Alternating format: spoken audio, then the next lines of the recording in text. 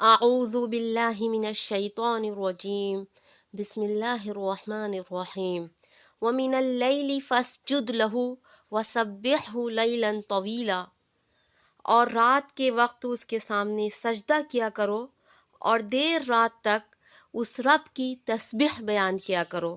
یہ سورہ دہر کی آیت ہے۔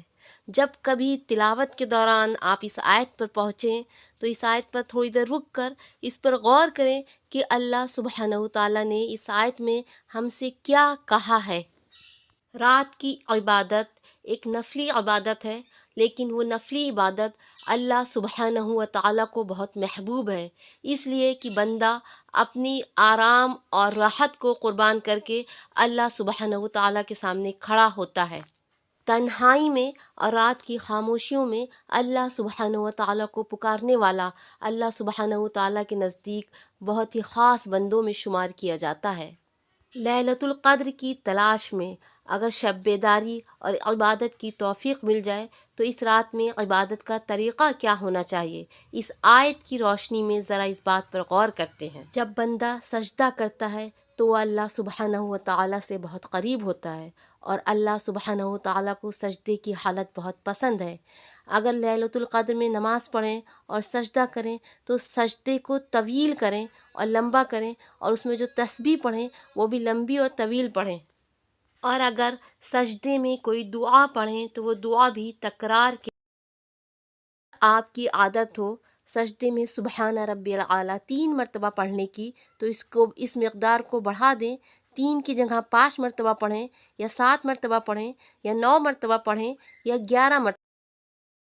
اس سے آپ کا سجدہ اللہ سبحانہ وتعالیٰ کے نزدیک زیادہ محبوب ہوگا۔ بخاری میں ابو ہریرہ رضی اللہ تعالیٰ عنہ سے مروی ہے کہ نبی اکرم صلی اللہ علیہ وسلم نے فرمایا کہ جس شخص نے 100 مرتبہ دن میں سبحان اللہ و بحمدہ کہا تو اس کے تمام گناہ معاف کر دیے جائیں گے، اگرچہ وہ سمندر کے جھاگ کے برابر ہوں۔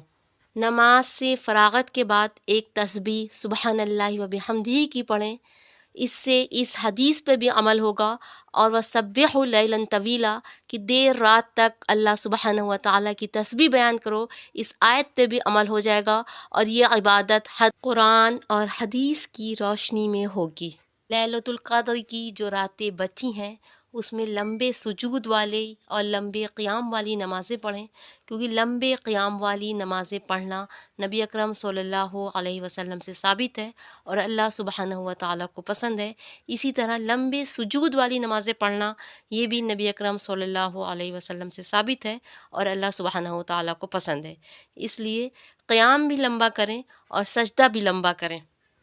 سجدے میں تسبیح کو تکرار کے ساتھ پڑھیں اور قیام کے دوران آیت کو تکرار کے ساتھ پڑھیں اور اس کے معنی کو سمجھ کے پڑھیں، اور اگر مناسب سمجھیں تو جو آپ کو یاد ہو اس کا ترجمہ سمجھ کر بار بار نماز میں پڑھیں۔ اس سے آپ کی نماز زیادہ وزنی ہوگی اور اللہ کے زیادہ قریب ہوگی۔ اللہ تعالی ہمیں اور آپ کو عمل کی توفیق عطا فرمائے۔ وما علینا الا البلاغ۔ السلام علیکم ورحمۃ